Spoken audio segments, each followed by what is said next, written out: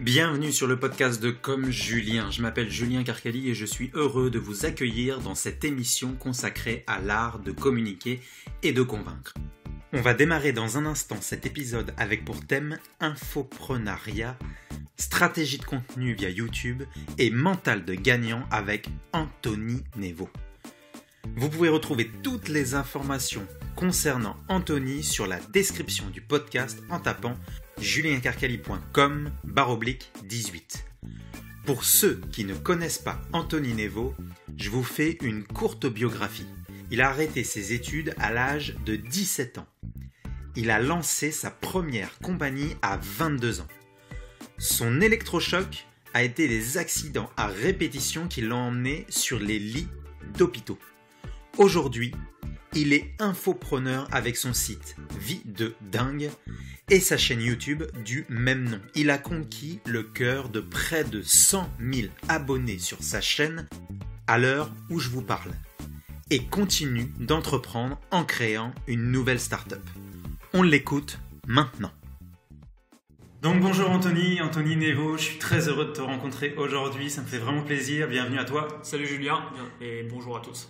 Bonjour, donc on va parler aujourd'hui de ta vie. Toi, tu es un infopreneur, puis on va un peu développer tout cet aspect infoprenariat et notamment de comment tu communiques pour pouvoir te faire connaître. Ça fait déjà quelques années qu'on te voit sur le web. Moi, ça fait déjà quelques années que je te connais. Et donc, je vais te laisser te présenter, la parole est à toi.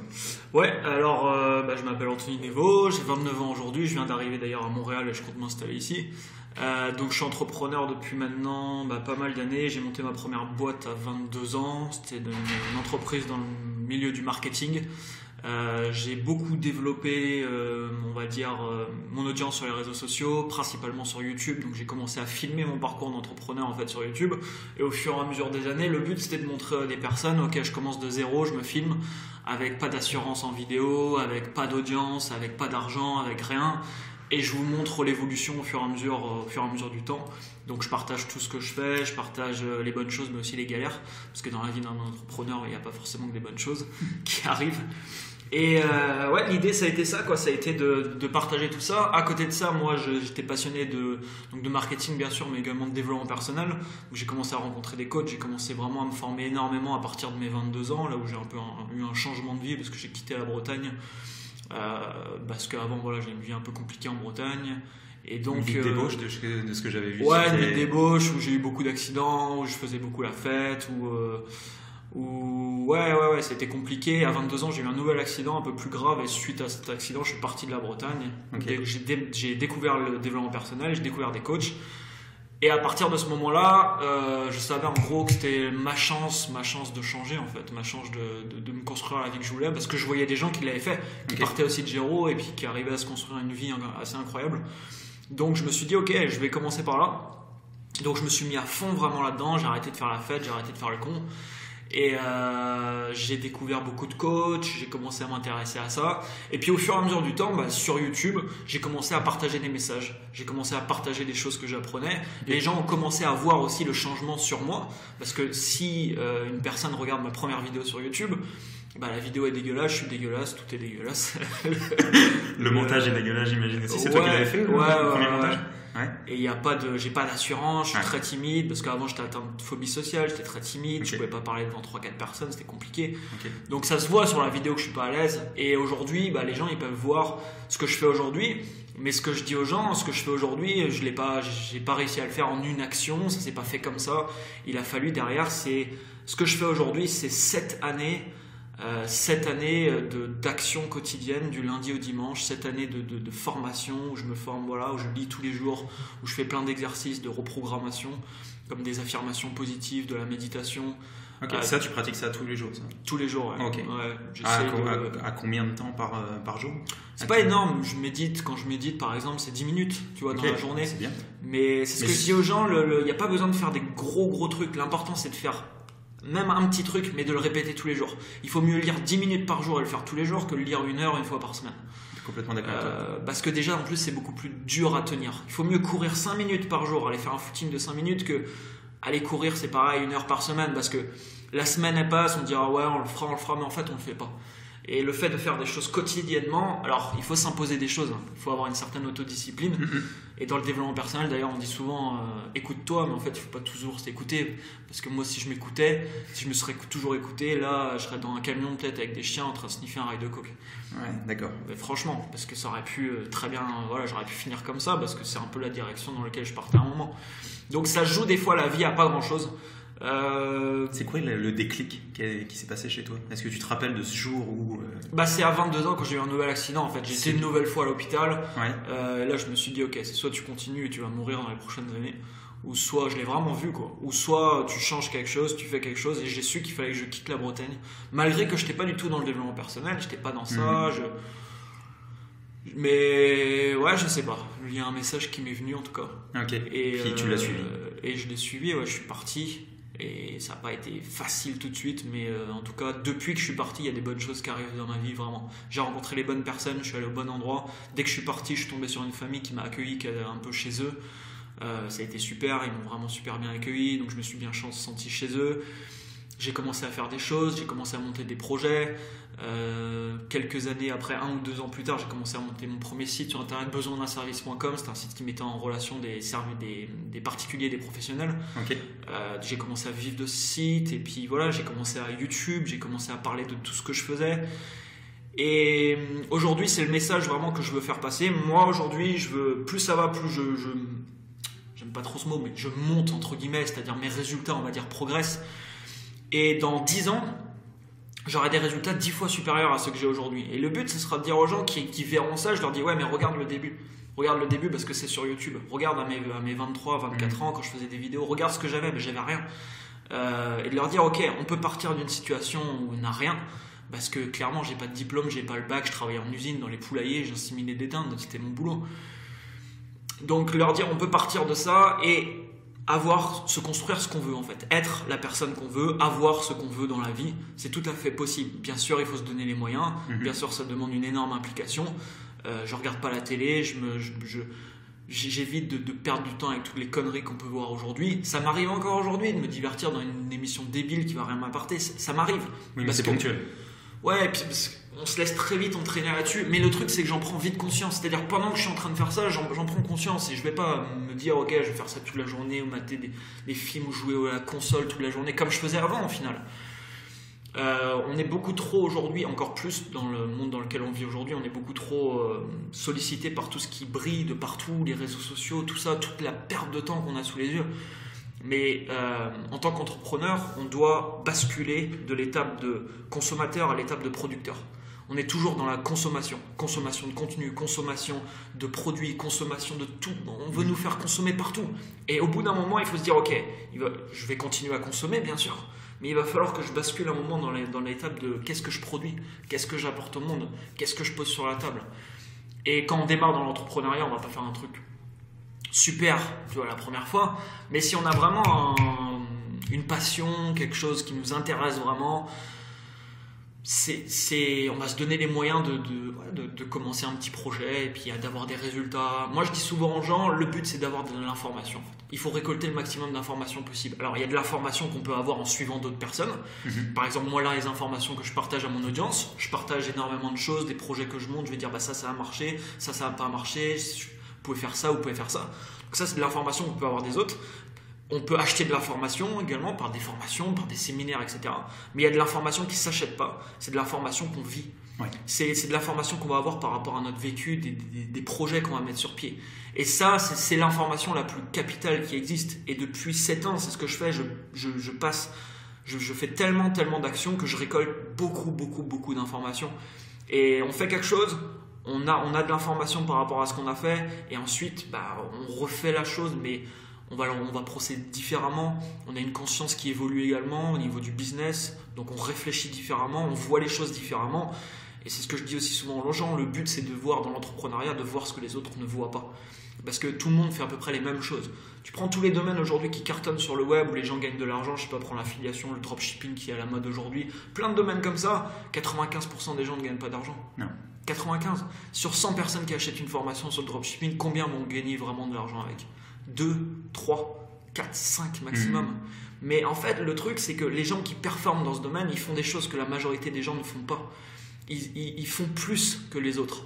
Ils passent du temps à réfléchir et ils mettent en place des choses que les autres ne font pas.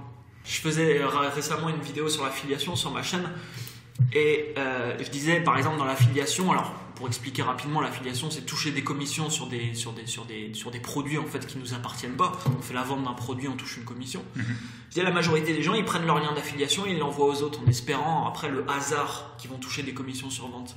Et c'est ce que je disais aux gens, les gens qui gagnent vraiment de l'argent avec ça, ils font pas appel au hasard, ils font appel à d'autres facteurs. Ils passent du temps à construire quelque chose, à passer du temps à construire une belle offre, à faire la promotion, à faire du suivi avec des gens, à contacter des gens personnellement. Et c'est ces personnes-là qui ont des résultats. Ensuite, c'est le business, c'est un peu je vois un peu ça comme des mathématiques. Dans le sens où tout peut être calculable.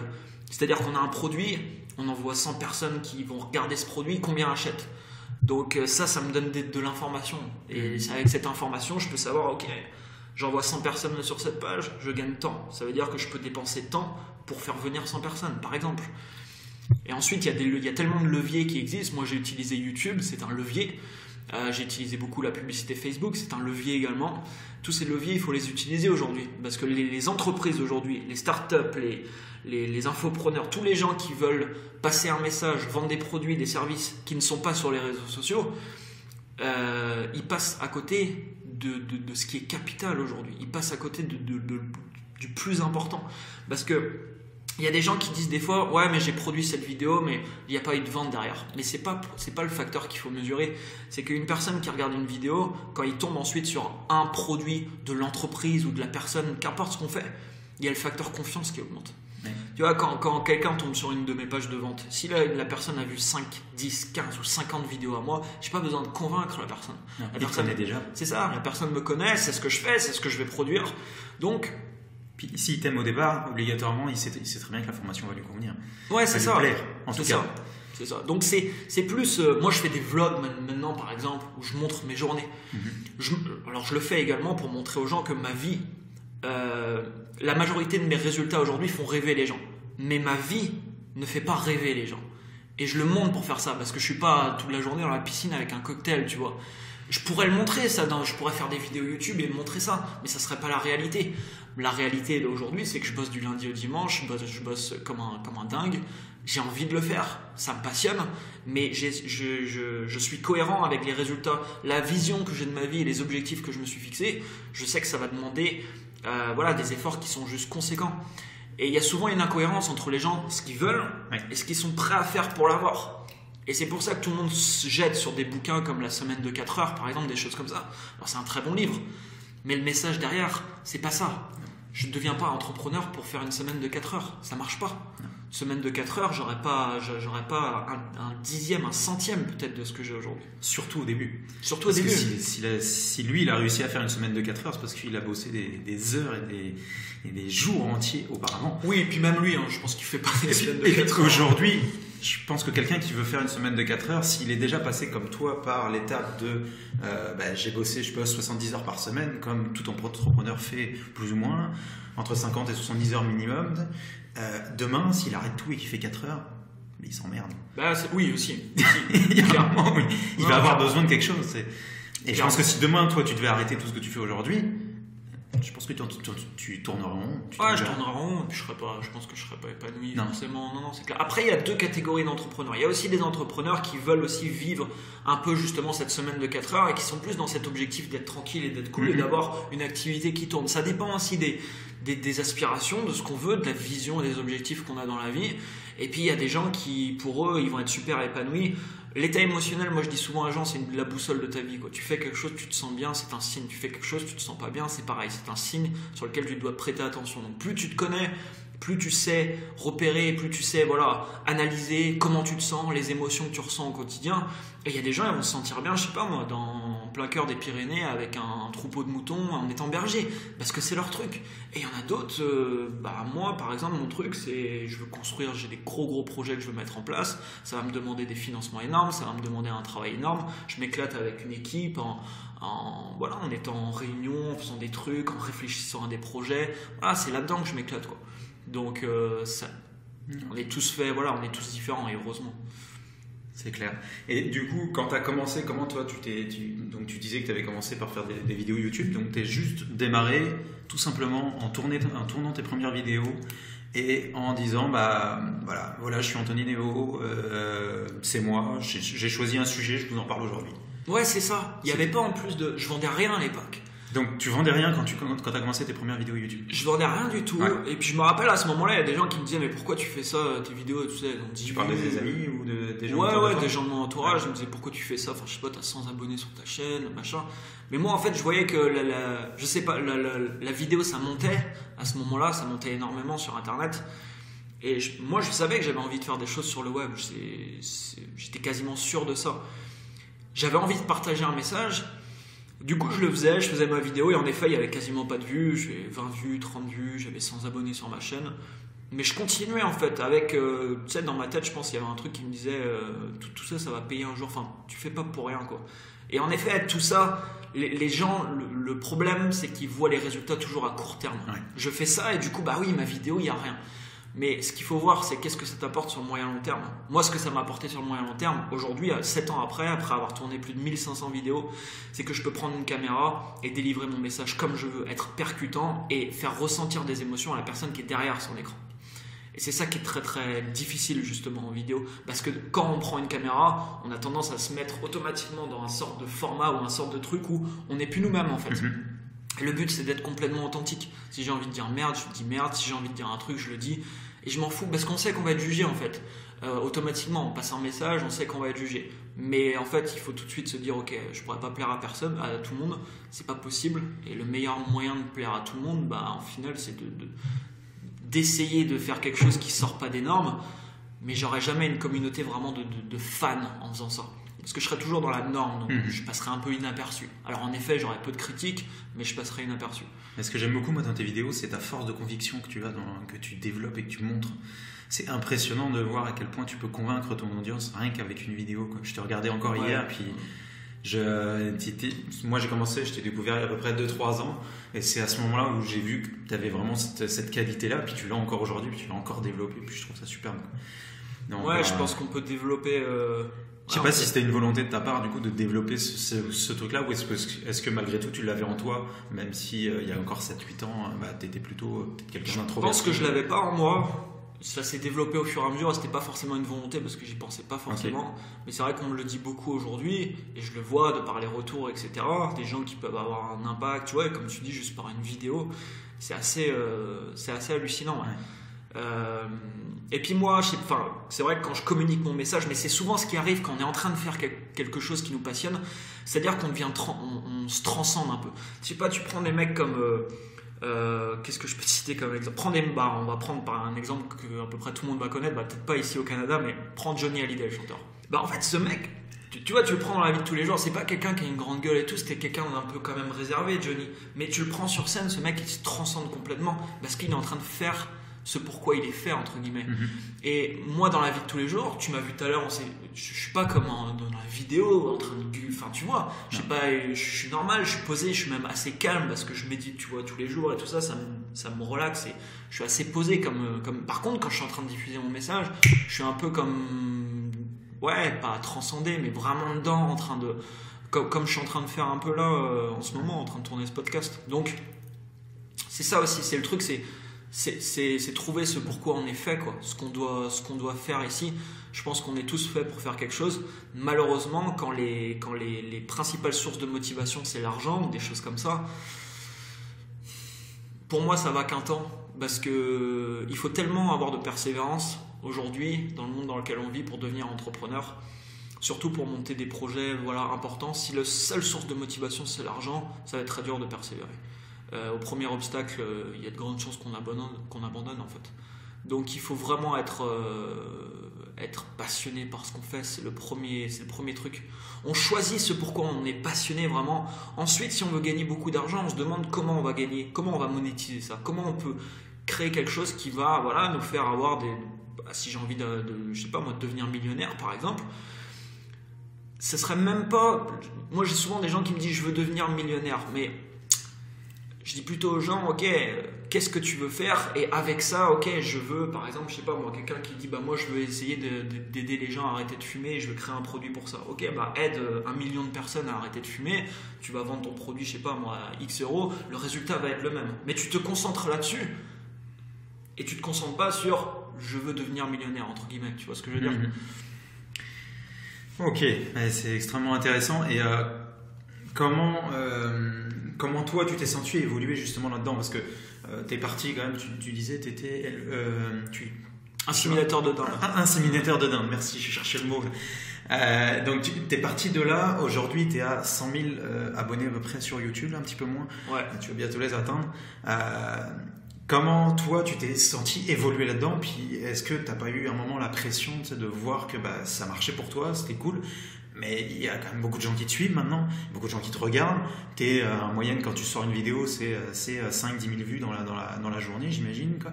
Dans les 24-48 heures, tu as 5-10 000 vues. Ouais, Comment toi tu t'es adapté à cette nouvelle vie? En fait, vu que ça n'a pas été du jour au lendemain, tout a été progressif en fait. Ouais. Les résultats là, c'est des résultats de 7 ans à peu près. Donc c'est monté vraiment. Tu vois pas forcément de changement au jour le jour. Tu vois ce que je veux dire? Je vois pas de changement, j'ai pas vu un changement d'un coup, je me dis waouh, grosse pression, il y a 10 000 personnes qui regardent ce que je fais. Tu vois ce que je veux dire? Donc du coup, vu que c'est comme ça, tu peux t'adapter. Et tu es prêt justement. Mentalement et psychologiquement. Ouais. Et c'est ça qui est bon. Le plus gros problème qu'il peut avoir des fois dans la vie des gens, c'est d'avoir des choses qui leur arrivent sur la gueule sans qu'ils soient prêts psychologiquement. Par exemple, je deviens une star du jour au lendemain. Par exemple, je gagne au loto et je deviens millionnaire du jour au lendemain. Mais si t'es pas prêt dans ta tête, c'est compliqué en fait. C'est compliqué. Donc là, vu que ça a été vraiment progressif, il n'y a pas eu trop de crainte ni de... Moi, je me suis dit attention, du coup, j'ai X personnes qui me regardent, il faut que je fasse attention, etc. Non. Aujourd'hui, tu produis une vidéo. Pendant un temps, tu produis une vidéo quasiment une par jour. Ouais. Aujourd'hui, tu es peut-être plus sur un rythme de 3-4, il me semble, par semaine. Ouais, c'est à peu près ça. Ok. Comment tu t'organises pour créer ce contenu, puis le diffuser? Et comment tu t'es organisé au début où tu t'es dit tiens, je vais accélérer mon rythme, je démarre, ma chaîne commence à décoller gentiment, tu étais peut-être, je sais pas, 5-10 000 personnes qui te suivaient. Là, tu as commencé peut-être à te dire bah tiens, je vais faire un peu différemment, je vais évoluer. Quel était l'enchaînement là-dedans? En fait, moi, mon objectif déjà, c'est de tourner 3, 4 à 5 vidéos par jour. Okay. Donc c'est ce que je veux faire et c'est ce qu'on on est en train de mettre en place là, vu que je vais être posé ici et que je vais avoir une équipe ici. Mais le but c'est mon objectif n'est pas de devoir me poser et de me dire je dois faire le truc. C'est-à-dire que je filme toute ma journée, je filme mes échanges, je filme mes coachings, je filme tout ce que je fais dans la journée et avec ce qui se passe, je crée du contenu. D'accord. Donc j'intègre vraiment le contenu à ce que je vais faire. Donc tu intègres ta vie directement à ton contenu. C'est ça, ouais, okay. C'est ça. D'ailleurs, c'est ce qu'on fait, ce que je fais en ce moment en créant par exemple des vlogs.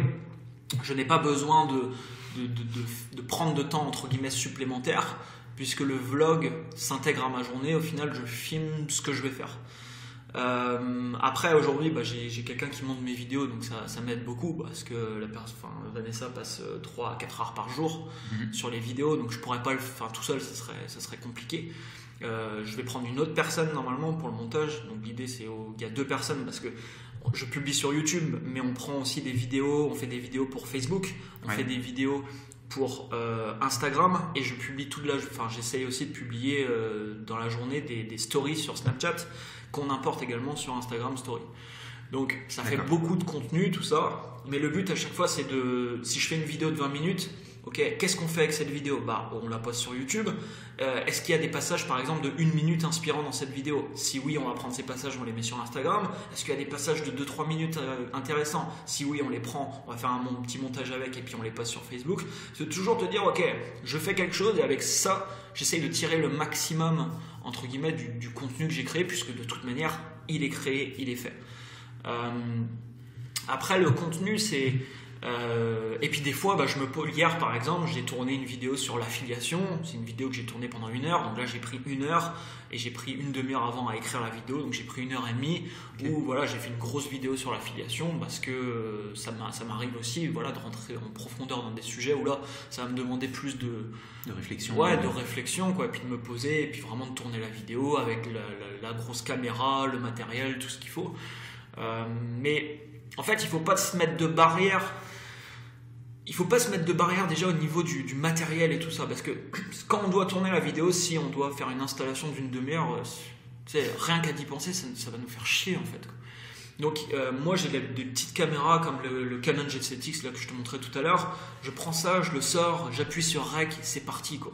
Je peux tourner une vidéo et en 10 minutes c'est réglé quoi. Mes meilleures vidéos d'ailleurs de motivation, des vidéos où j'ai sorti la caméra, j'ai appuyé sur le truc. Et j'étais chez moi, je regarde pas comment je me fous comment je suis habillé, je m'en fous dans quel cadre je suis. Je tourne et c'est parti quoi.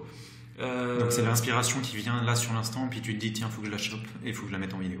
Ouais, voilà, genre une des meilleures vidéos de motivation que j'ai fait, elle s'appelle Bouge ton cul et lève-toi de ton canapé, un truc comme ça. C'est une vidéo où j'allais faire une sieste, donc j'étais dans mon lit et j'ai eu cette inspiration de dire ok, tu dois fais une vidéo là. Je me suis levé, j'ai appuyé sur Rec et bam, j'ai tourné le truc. Et il faut vraiment s'écouter sur le contenu. Quand on est inspiré sur un truc, c'est le meilleur moment de le faire en fait. C'est vraiment un très très bon moment de le faire. Et des fois, on a juste envie de parler d'un truc. Et ben voilà, il faut le faire. Après, ça dépend ce qu'on veut faire. Moi, je suis dans l'infoprenariat. J'ai un message à communiquer, etc. Si on a, je sais pas, moi je prends l'exemple d'une start-up, d'une entreprise, je conseille aussi à tous ceux qui sont là-dedans de créer du contenu. Parce que c'est des clients qui peuvent arriver gratuitement, on se fait connaître gratuitement, donc c'est dommage de s'en priver. Mais là c'est différent, il va peut-être falloir passer une semaine à réfléchir sur une vidéo, à faire un montage pour essayer de sortir une vidéo qui va se partager. Alors la viralité, après il n'y a jamais aucune sûreté entre guillemets derrière la viralité, mais on peut essayer de faire en sorte avec Vanessa par exemple, on a tourné des fois des vidéos qui nous ont pris une semaine de tournage, une semaine de montage. C'était des grosses vidéos où on a tourné plein de trucs, ça fait des belles vidéos à la fin qui vont se partager généralement beaucoup plus. Et ça peut également être vraiment sympa de faire des formats comme ça. Donc une vidéo par jour ou plusieurs par jour, c'est pas, ça dépend vraiment de ce qu'on veut faire quoi. C'est pas un truc que je recommande forcément à tout le monde. Après, de toute manière, créer des vidéos, par contre ça je le recommande à tout le monde, puisque personnellement ça fait évoluer énormément. Et puis, je pense qu'il y a beaucoup de gens en fait qui ont des messages à communiquer. En fait, je pense qu'on a tous des informations que d'autres aimeraient avoir. On a tous des expériences de vie que d'autres n'ont pas fait. Donc, on a tous un peu des choses à partager. Et la vidéo, ça peut faire peur en effet, mais il faut se lancer quoi. Il faut se lancer, il faut faire. Et c'est à force de faire. Aujourd'hui, après avoir tourné plusieurs milliers de vidéos, forcément, je suis plus à l'aise quoi. Mais c'est obligé. Enfin, je veux dire, c'est logique. C'est assez logique. Donc, c'est le travail qui paye, comme on disait au début. Ouais, c'est ça. Ouais. Donc vraiment, faut pas hésiter. Enfin, c'est un format incontournable aujourd'hui. Tout se fait en vidéo. Donc. Et donc, tu conseillerais peut-être pas de faire comme toi, où toi, tu tournes beaucoup de vidéos. Tu es à combien de temps de travail par jour? T'estimes ça à combien là en ce moment? De temps de travail? Ouais, pour la vidéo en tant que telle. Tu disais tout à l'heure que ça s'intégrait un peu à ta journée là, mais malgré tout, ça te prend quand même du temps. Ouais, ça prend du temps. Hier, par exemple, pour donner un exemple, hier j'ai fait pour prendre un exemple concret, hier j'ai fait un live Facebook à 9h pendant 1 heure. Donc le live Facebook, on a repris des passages à l'intérieur qui étaient intéressants. Donc j'ai appelé des gens, donc j'ai dit aux gens, marquez-moi vos numéros de téléphone dans les commentaires, je vous appelle. Donc j'ai appelé des gens en direct, voilà, je réponds à leurs questions. Et ça c'est pareil, j'essaye de me dire ok, je vais faire un live Facebook, c'est cool, mais en même temps que je fais ce live et que je réponds aux questions et que j'ai des gens au téléphone, ça me fait du contenu. Tu réutilises ce contenu. Voilà, là il y a eu des questions qui ont été vraiment intéressantes et des réponses vraiment intéressantes. Je prends ça et là tu vois, je crois que c'est aujourd'hui ou hier sur ma chaîne, il y a une vidéo qui est sortie, c'est ce live Facebook qui a été repris. Ensuite hier par exemple, j'ai tourné cette fameuse vidéo sur l'affiliation, donc ça m'a pris à peu près 1h30. On a fait un vlog toute la journée avec Vanessa, donc j'ai pris quelques moments bien sûr dans la journée pour parler à la caméra que je ne ferai pas en temps normal, mais ça me prend pas, on va dire, énormément de temps. J'ai refait un live Facebook, un live Instagram le soir. Là j'ai pas repris de contenu, mais j'aurais pu aussi reprendre du contenu à ce niveau. Bon, une journée comme hier, j'ai passé plusieurs heures quand même mais la majorité de mon job aussi aujourd'hui, c'est la production de contenu. J'ai mon contenu public, tu vois, que je publie là, et j'ai mon contenu privé. J'ai démarré un club, le club Vidingue que j'ai appelé, où là-dessus je partage, on va dire, le contenu public, c'est plus sur des choses justement un petit peu plus publiques. Je ne vais pas publier une vidéo par exemple sur YouTube en rentrant dans les détails d'une stratégie marketing particulière, d'une page de capture, de ceci, de ceci, où ça va être un petit peu plus complexe pour les gens et ça ne va pas parler à tout le monde. Où là, j'intègre plus ce contenu-là, plus pertinent au niveau marketing sur mes espaces privés, quoi. Donc ouais, vraiment mon job aujourd'hui, c'est de la production de contenu, quoi, au maximum. Et comment tu te vois dans 5, 10 ans Est-ce que tu continueras à faire du contenu? Quels sont tes projets? Je pense que je vais toujours continuer à faire du contenu. Je pense que alors là, j'ai coupé quasiment tous mes programmes de formation ces derniers mois. Je suis en train de tous les couper pour avoir uniquement le club, mais dans les prochaines années, j'aurai plus rien à vendre. Mais je continuerai à faire du contenu. Parce que je trouve ça a vraiment plusieurs avantages. Déjà, j'adore faire ça. Donc, couper quelque chose que j'adore faire, ce serait pas très judicieux de ma part. En plus de ça, moi, ça me fait des souvenirs énormes. Je veux dire, ces 5 dernières années, ma vie est filmée, tous mes voyages ont été filmés. Donc, c'est assez énorme. Et puis ouais, j'aime ça, j'aime inspirer les gens, montrer ce que je fais, montrer que c'est possible, et puis montrer toute l'évolution. Comme je te dis, dans 10 ans, je ferai encore des vidéos, je ferai des vlogs et tout ça, et puis j'aurai encore des questions de gens qui me disent mais comment t'as fait pour atteindre ça? Je dis tu sais, ça fait 15 ans que ça fera peut-être, je dirais à la personne, voilà, ça fait 15 ans, regarde mes débuts, c'est sur YouTube, tu peux aller voir. Comment j'ai fait? Regarde les 2, 3, 4 000 vidéos qui ont été publiées et puis tu vas t'apercevoir par toi, mais il n'y a pas de miracle, le travail. Après, l'aspect psychologie est crucial, très très important. Développement personnel, reprogrammation des croyances, des convictions qu'on a, notre perception des choses, de la réalité, tout ça, voilà, c'est capital. Mais ouais, dans 5 ou 10 ans, je continuerai à faire ça. Moi, je me vois avec une grosse équipe, avec plusieurs centaines de personnes, en train de développer des projets qui vont avoir un impact dans la vie des gens. Je veux créer des services, je veux créer des produits que beaucoup de gens vont utiliser. Je pense que je veux faire... J'aime beaucoup, moi, le fonctionnement des choses. Je m'intéresse au fonctionnement de différentes technologies, de différentes choses, de software, de logiciels, etc. Et je pense que j'aimerais faire évoluer un fonctionnement de quelque chose, je ne sais pas encore quoi, mais faire évoluer un fonctionnement et que la quasi-totalité, énormément de personnes pourraient accéder à ça comme un service qu'on utilise au quotidien, comme un produit qu'on utilise au quotidien. Avoir une grosse équipe et ouais, développer des projets qui vont avoir un impact positif dans la vie des gens. C'est ce que je suis en train de démarrer actuellement, parce que je démarre une start-up. On est en train de créer une application pour venir contrer à peu près les phénomènes de solitude qu'il y a dans le monde, parce que c'est aujourd'hui un des premiers facteurs de dépression. Donc le but, c'est d'apporter une solution à cette problématique qui va s'amplifier énormément. Il y a des services qui commencent à se lancer, comme au Japon, j'étais en décembre. Il y a des services de location d'amis qui sortent. Ça peut paraître un petit peu bizarre. Mais ouais, il y a vraiment des choses à faire. Puis dans le monde dans lequel on vit aujourd'hui, il y a tellement de choses à faire en fait. Tellement. C'est ce qui est bizarre, c'est que tout le monde est hyper connecté aujourd'hui dans le monde avec les réseaux sociaux. Et puis pour autant, les gens se sentent de plus en plus seuls. C'est dû un peu aussi à ça. Parce que les personnes qui souffrent le plus de solitude, c'est les personnes qui sont aussi le plus connectées, très connectées sur les réseaux sociaux. Et quand on passe sa journée sur Facebook, premièrement, on se sent pas bien. Deuxièmement, on croit qu'on a parlé à beaucoup de monde, mais on n'a eu aucune interaction réelle. Et aujourd'hui, avoir des interactions, c'est capital pour les gens. On est fait pour... Moi, je suis quelqu'un d'assez solitaire. J'ai passé 2 ans là, à voyager quasiment tout seul. Mais avoir des interactions, c'est vraiment capital. On doit avoir dans notre vie au moins... Alors, il y a les amis qu'on peut avoir, mais on doit avoir au moins un confident. Et un confident, c'est différent pour moi d'un ami. C'est plus qu'un ami. J'ai des amis, moi, par exemple, à qui je ne peux pas tout raconter ce qui se passe dans ma vie. Par contre, j'ai des confidents à qui je peux tout dire. Et c'est vraiment important d'avoir au moins une personne dans notre vie à qui on peut tout dire. Vraiment. De ne pas garder les choses. Et dès qu'il se passe quelque chose, de le dire. Ça permet on va dire de décharger entre guillemets aussi des émotions. Donc ouais, le but c'est d'apporter une solution un peu à cette problématique et puis d'avoir ensuite les financements, parce que les projets que j'ai en tête et que je veux mener, ça va demander des financements très importants, et d'avoir ces financements pour me construire au fur et à mesure cette équipe, cette équipe avec des développeurs, avec tout un tas de personnes, et avoir on va dire les ressources pour mettre en place des belles choses, quoi. Et est-ce que tu te fais justement toi aussi coacher? Est-ce que tu as un mentor qui t'encadre, ou est-ce que tu fais ça, enfin, t'as personne à part quelqu'un, un confident? Est-ce que tu as quelqu'un qui te coach, quoi, justement? J'ai beaucoup on va dire, de gens assez proches, enfin beaucoup. C'est-à-dire, j'ai 4-5 personnes dans mon entourage très proche qui vont me conseiller sur des choses, malgré qu'ils n'ont pas forcément de connaissances dans la chose en question, mais par rapport à ce que je veux, parce que je pars souvent dans tous les sens, j'ai plein d'idées, j'ai plein de projets, je veux faire plein de trucs, je peux partir très vite sur une autre idée, etc. Donc j'ai des gens très proches dans mon cercle qui me conseillent beaucoup, qui me disent bah attends, t'avais dit ça, machin, prends le temps de réfléchir là-dessus.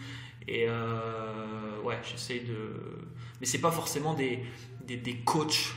Tu vois ce que je veux dire? Non, ça peut être des amis proches, tu sais, qui travaillent un peu, soit dans le domaine ou pas du tout, puis qui vraiment, tu sais que quand tu leur parles de ce que tu leur parles, premièrement ils vont t'écouter, ensuite tu vas en apprendre, puis tu sais que tu peux leur faire confiance. Donc, c'est plus ça, tu sais, quand je dis un mentor, là c'est pas forcément quelqu'un qui va te dire quoi faire. Un mentor, c'est plus, pour moi en tout cas, quelqu'un qui va te dire, qui va t'écouter, puis qui va te dire moi je te dirais justement, comme tu dis, de temporiser ou de réfléchir un peu plus à cet aspect-là ou quoi que ce soit. Donc c'est pour ça que je te demande si tu as du monde de ce côté-là. Oui, et puis c'est très important. Je pense. Important, c'est capital. Sans quelques personnes, je pense que j'aurais peut-être une vie différente. Ouais, c'est vraiment important. Et ça fait office ce que je disais tout à l'heure, avoir aussi des confidents. Parce que rien que le fait de parler à une personne, en fait, nous aussi, ça nous donne des idées.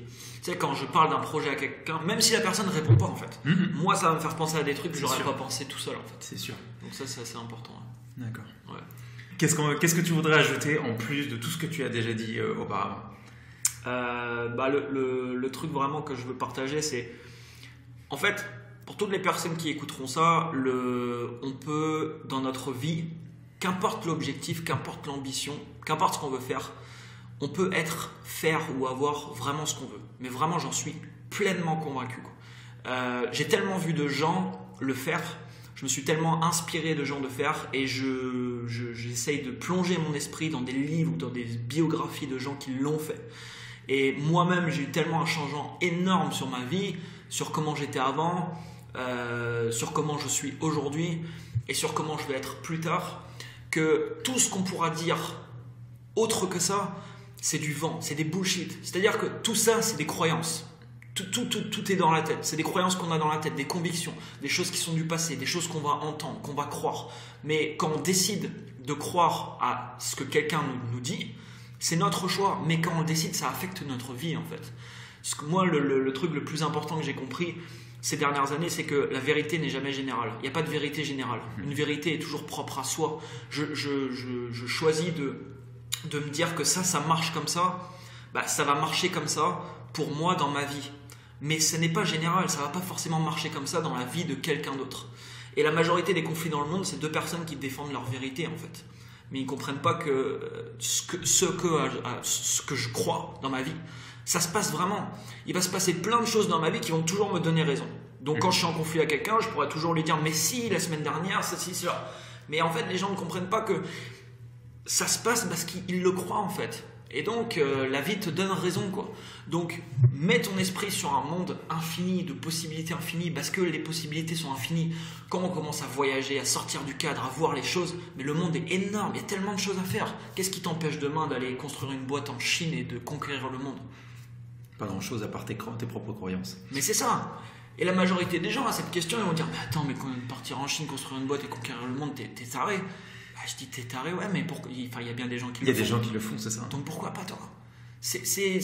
Toi, c'est du vent, c'est des bullshit, c'est ce qu'on peut se raconter. Mais au final, il y a aucune limite. Ça va demander énormément d'efforts. Il faut vouloir le faire. Il va falloir être passionné par ce qu'on fait. Il va falloir se reprogrammer un peu psychologiquement, travailler son développement personnel, travailler énormément. Mais je veux dire, il n'y a pas de limite, quoi. Tout est possible. C'est vraiment le message que je veux faire passer. Et c'est pour ça que je continuerai à faire des vidéos tout le temps, à faire des vlogs, à montrer mes journées, à montrer mes résultats. Parce que ouais, c'est ça quoi, qu'importe ce qu'on veut faire, qu'importe ce qu'on veut devenir, la majorité de ce qu'il y a entre ça et la réalisation de nos rêves, c'est les excuses. Mais en fait, quand quelqu'un dit une excuse, on peut lui dire oui, mais il y a quoi après ton excuse? Qu'est-ce que tu vas faire de ça? Je veux dire, il y a des gens qui sont dans des situations compliquées. Je peux pas le nier, c'est clair quoi. Il y a des gens, ils sont vraiment dans des situations compliquées. Ils ont eu des grosses galères, ou ils sont atteints de grosses maladies. Mais, je veux dire, ils l'ont dans leur vie. Donc, ça s'est passé, qu'est-ce que tu fais de ça quoi? Il y a des gens avec ça, ça leur donne une force énorme pour rebondir et pour faire d'autres choses. Mais c'est ça, ouais. Donc les excuses, il y aura toujours des excuses. J'aurais pu me trouver des milliards d'excuses et de toute façon il y a toujours le fait de ne pas agir, c'est des peurs qui sont là. On a la peur du rejet, on a la peur de l'échec, on a la peur du jugement. Toutes ces putains de peurs en fait qui sont beaucoup liées aux autres, qui sont même énormément liées aux autres. Même les gens qui disent ah les autres moi je m'en fous etc. Non. Ça ils le disent consciemment, mais inconsciemment en fait la majorité des choix qu'on fait, on en fait beaucoup par rapport à ce que vont penser les autres. Donc il faut essayer de se détacher de ça au maximum. Et ce qu'il faut bien se dire aussi, c'est que la majorité des choix que je fais dans ma vie, donc je prends un nouveau partenaire de vie, je prends un nouveau job, je lance mon entreprise, tout ça, je pense être conscient de tous ces choix et de les choisir. En effet, il y a une partie de moi qui choisit, mais tous ces choix ils sont influencés par ce que j'ai dans la partie inconsciente de mon cerveau. C'est pour ça que c'est le plus important, c'est de reprogrammer ça. Et une fois qu'on a ancré dans son cerveau, tout est possible. Il n'y a pas de limite. Qu'est-ce que je fais dans ce monde puisque tout est possible? La vie est différente. On voit les choses différemment. Comme je disais tout à l'heure, on voit les choses que d'autres personnes ne voient pas. Parce que si là tout de suite je sors dans la rue, je vais analyser les choses différemment que toi, différemment de mon voisin, différemment de tout le monde. Et forcément, quand je lance un business, c'est pareil. L'analyse est différente. Je vois les choses que les gens ne voient pas et d'autres... voilà, on voit tous des choses différentes. Mais ça, c'est pareil. C'est en fonction des croyances qu'on a dans la tête et de tout ce qu'on a un peu dans la partie inconsciente du cerveau. Donc, c'est capital. C'est capital de travailler là-dessus et d'être conscient. Si on a des blocages, on a tous des blocages. Il faut être conscient de ça. Il y a beaucoup de gens qui veulent de l'argent, mais ils critiquent par exemple l'argent. Ils ont énormément de blocages sur l'argent. Dès qu'ils voient un mec passer en Ferrari, ils l'insultent de connard. Tu peux pas avoir ce que tu critiques, c'est pas la peine. Si tu as des problèmes avec l'argent, résous ces conflits. Accepte-le. Et ensuite, tu pourras... Ensuite, voilà, si c'est l'abondance que tu veux, tu pourras commencer à l'attirer dans ta vie. Mais si tu es en conflit avec ça, si la majorité des émotions que tu vis avec l'argent, c'est des émotions toxiques et négatives, il y a une incohérence. C'est-à-dire qu'il faut toujours arriver à un état d'alignement dans la vie, un état d'alignement entre ta vision des choses, tes objectifs et l'intérieur de toi. C'est-à-dire ce que tu ressens, tes émotions. Il faut que ça soit cohérent. Et il y a beaucoup de personnes où il y a une incohérence. Ils ont une vision des objectifs, mais intérieurement, c'est pas cohérent. Ce qui fait qu'en général, ça ne fonctionne pas. Il y a un conflit, ouais. Il y a un conflit. Donc ça, c'est beaucoup plus difficile. Ouais. Comme toujours, je termine avec 3 petites questions flash pour toi. Ok. Et j'aimerais que tu me dises, premièrement, quel est le moment décisif, ou quel a été plutôt le moment décisif dans ta vie d'entrepreneur? Outre, du coup, le moment où tu as eu ton accident qui a fait que, tiens, ça y est. Est-ce qu'au moment où tu as lancé tes premiers business, quel a été ce moment peut-être décisif qui a créé un déclic chez toi? Ouais, là, avec la question comme ça, j'aurais dit justement ce moment où j'ai eu l'accident, où je suis parti. Mm-hmm. Mais si je pense Est-ce que tu en avais un deuxième moment, du coup? Si je pense à un autre moment, je dirais au moment où j'étais j'étais auto-entrepreneur en fait. Et mon activité commençait à grossir. Et du coup, auto-entrepreneur, parce que ça n'existe pas au Canada, mais c'est un statut spécifique d'entreprise, entre guillemets, oui, en France. Mais c'est un statut qui a des limites. C'est 32 500 € je crois, par année en prestation de service. Le problème, c'est que c'est un super statut pour démarrer en France, mais psychologiquement, on a aussi cette limite. Et moi, je commençais à atteindre cette limite. Et du coup, le truc, ça a été de me dire, ok, est-ce que je crée ma société? Est-ce que je passe sur des statuts supérieurs? Ce qui demandait d'avoir une comptable, ce qui demandait d'avoir plein de choses. Ouais. Et beaucoup de paperasse administrative. Et beaucoup de paperasse. Comme on connaît en France. Même énormément, ouais. Et avec ça, c'était aussi l'embauche de ma belle-sœur, Caroline, qui travaille avec moi aujourd'hui, qui est en France et qui gère tout mon service client. Donc c'était un peu ces deux trucs qui arrivaient en même temps. Et ça faisait assez flipper parce que Caroline, ma belle-sœur, devait quitter son job pour me rejoindre. Donc j'avais pas envie de la mettre dans la merde si ça marche pas. Ouais. Moi je montais mon entreprise et je l'embauchais, etc. Et donc là on se pose des questions. Et donc là les peurs elles surgissent dans notre vie, c'est normal. Il y a des peurs, voilà, qu'est-ce que je peux.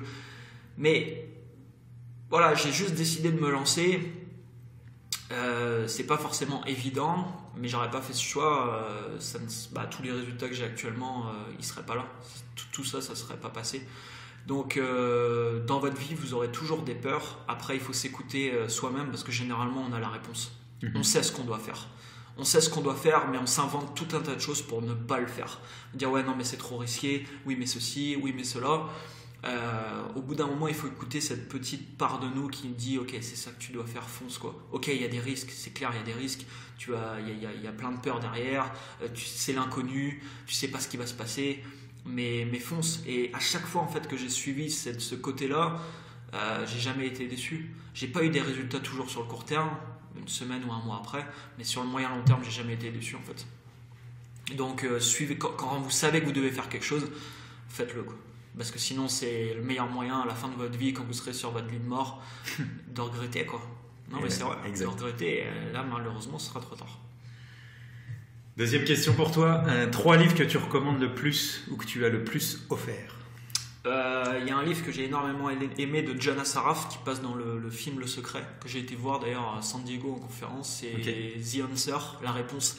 Alors on le trouve plus en français aujourd'hui, sauf d'occasion, très cher sur Amazon. Je crois qu'il se vend plus de 200 €. D'accord. Donc $300 à peu près. Mais si vous lisez en anglais, il s'appelle The Answer et il est disponible. C'est un excellent livre parce qu'il aborde toute la partie entrepreneuriale au niveau psychologique et au niveau également stratégique. Il y a vraiment 2 parties dans le livre. Il est écrit en plus avec quelqu'un. Enfin, c'est vraiment un livre vraiment profond et inspirant. Il y a un autre livre et un auteur qui m'a beaucoup influencé, c'est Napoléon Hill. Alors pas forcément le Réfléchissez et devenez riche que tout le monde connaît. C'est pas le meilleur bouquin que j'ai lu de lui. Il a écrit notamment 4 tomes qui s'appellent Les lois du succès. Ça fait 1000 pages en tout, c'est très inspirant. Et il y a un livre particulièrement qui m'a marqué qui s'appelle Plus malin que le diable, qui a été traduit par les éditions Aska dernièrement, il n'y a pas si longtemps que ça. Et c'est vraiment un excellent livre. Excellent de chez excellent. Et il y a un autre livre, c'est de Edgar Tolle, un peu plus au niveau spirituel, entre guillemets, qui s'appelle Le pouvoir du moment présent, que beaucoup de personnes connaissent, qui est très connu. Et qui est très très bon aussi, ça a été vraiment... Ouais. Parfait, merci beaucoup. Dernière question, une citation que tu utilises. Une citation que j'utilise beaucoup, ton attitude détermine ton altitude. Et malheureusement, quand on voit l'attitude de certaines personnes, c'est très compliqué d'avoir une altitude qui est haute. Il faut savoir que pour moi, mais qu'on y croit ou pas, au final, je pense que ça ne change rien, les résultats seront toujours là. Ce qu'on projette dans notre vie, ça nous revient en pleine tête en fait. Et donc, moi je partage souvent un concept que j'appelle l'ardoise émotionnelle. On peut se noter de 1 à 10. L'ardoise émotionnelle, c'est de par mes actions et de par les paroles que je prononce réellement et virtuellement, en écrivant des choses par exemple sur Internet, quelles sont les émotions que je fais sentir aux autres personnes. Et je me donne un score de 1 à 10 en fait. Okay. Et si j'ai un score de 1, 2 ou 3, malheureusement, c'est le type d'émotion que moi, probablement, je vais également ressentir au quotidien. Et aujourd'hui, je veux dire, tout ce qui est méchanceté gratuite, tout ce qui est buzz actuellement sur les réseaux sociaux, sur YouTube, où ça fait que ça, c'est la critique, c'est le jugement. J'essaye de me sortir au maximum de tout ça, de tout ce bruit, parce que c'est du bruit qui sert absolument à rien, à part perdre de l'énergie, envoyer des émotions toxiques à d'autres personnes, parce que ce qu'on ne se rend pas compte, c'est que quand on dit une parole, il y a un impact émotionnel sur quelqu'un d'autre. Alors les gens ne se rendent pas compte, ils insultent quelqu'un, ou ils traitent quelqu'un, ou ils écrivent un commentaire dégueulasse sur YouTube, mais il y a toujours un impact derrière, même s'il est minime, et l'impact peut être beaucoup plus important que ce que l'on croit, parce que l'impact d'une personne peut impacter également une autre personne, qui peut impacter une autre personne. Donc je crois qu'aujourd'hui on a tous la capacité et le pouvoir de faire le bien. On a tous la capacité de faire un sourire par exemple à la caissière et de lui dire merci pour votre service. Et elle, quand elle va rentrer chez lui, elle va raconter chez ça, je sais pas, à son mari le soir, tu sais, il y a un client aujourd'hui, il m'a remercié et tout, j'ai trouvé ça cool. Tu vois, c'est des petites choses. C'est des petites choses. Et de par aujourd'hui les entreprises qu'on peut monter, si vous êtes entrepreneur par exemple, les projets qu'on peut mettre sur pied, les messages qu'on peut véhiculer, on peut faire des belles choses et on peut sortir de tout ce qui buzz, de tout ce qui fait du bruit, qui sert absolument à rien. Je veux dire, il y a des combats qui sont bons à mener dans la vie. Il y a des combats, heureusement, qui ont été menés. Mais si tu regardes 99% de tout ce qui se passe sur le web, machin a dit ceci sur Twitter, sur machin, la polémique, c'est inutile. Mais tout le monde plonge dedans, tête baissée. Et on en parle quand on se voit. Et on en parle quand on boit un verre. Et on parle de ceci, on parle de cela. Donc, il faut arrêter de parler des gens, il faut passer à l'action, quoi. Mettre des actions en place et essayer d'avoir un score justement d'ardoise émotionnelle proche de 10, d'essayer de faire ressentir au maximum à d'autres personnes des bonnes émotions. Alors quand il y a des choses qui ne vont pas, surtout dans une entreprise, on a des salariés, il faut le dire. Mais c'est pareil, il y a toujours une façon de dire les choses. On peut prendre le temps de se poser avec les personnes, de dire bah, voilà ce qui va, voilà ce qui ne va pas, qu'est-ce qu'on peut faire ? Et communiquer avec les gens et essayer de souhaiter le maximum de choses positives à d'autres personnes. Ça nous revient toujours, ça ne nous apportera jamais de négatif et au contraire, c'est vraiment un comportement, une attitude. Je disais la citation, l'attitude qui détermine l'altitude. Bah, c'est une attitude pour moi qui apporte énormément et qui peut faire justement obtenir beaucoup de résultats positifs justement dans une vie. Est-ce qu'elle est de toi cette citation ? Non, elle n'est pas de moi. Tu te rappelles de qui elle est ? Non, je ne pourrais même pas faire un petit hommage à son auteur. Ok, mais écoute, le mot de la fin va te revenir. Je te remercie en tout cas d'être présent sur mon podcast. Tu le sais, je te l'ai dit, ça a été un grand plaisir. Moi, je te connais depuis 2-3 ans. Je trouve que ce que tu fais, c'est vraiment formidable. J'aime beaucoup t'écouter. Merci à toi. Donc voilà, moi je continuerai à te suivre et puis je te laisse pour le mot de la fin. Le mot de la fin, voilà, je redirai ce que j'ai dit tout à l'heure. Tout est possible, soyez vulnérable, soyez authentique, n'ayez pas peur de vous lancer, n'ayez pas peur du jugement. Vous serez jugé dans votre vie, quoi que vous fassiez. Même si vous faites la meilleure chose du monde, vous serez forcément jugé. Et le jugement est un facteur un petit peu de réussite. Quand on est jugé, c'est qu'on commence à être notre création. Si c'est notre création dans le monde qui est jugée, notre création commence à toucher du monde et notre création commence à se faire connaître. Donc c'est également un bon signe. Donc il faut être vulnérable, il faut accepter d'être vulnérable, il faut accepter d'être authentique le maximum possible, d'être juste soi-même, de faire ce qu'on a à faire et de se convaincre vraiment, de se mettre ça vraiment dans la tête, de s'ancrer ça, qu'il n'y a pas de limite, il n'y a aucune limite. Seul. Les limites, c'est ce qu'il y a dans le cerveau, dans son propre cerveau. Voilà, les seules limites, elles sont dans notre tête, mais pas autre part. Ok. C'est parfait. Merci pour tout. Merci à toi, merci à tous, déchirez tout. Et c'est donc ici que se termine cet épisode. Si vous avez aimé cette interview où nous avons parlé d'infopreneuriat, de stratégie de contenu via YouTube et du mental de gagnant cultivé par Anthony Nevo, pensez à vous abonner au podcast comme Julien pour ne pas manquer la suite. Que ce soit sur iTunes ou la plateforme de podcast de votre choix, vous pouvez trouver des instructions pour comprendre comment vous abonner en vous rendant sur juliencarcali.com/podcast. Et pour finir, si vous avez apprécié l'approche que je propose sur la communication, j'ai besoin d'un petit coup de pouce. Tout d'abord, commencez par me laisser une évaluation sur la plateforme de podcast que vous utilisez, surtout si vous utilisez iTunes.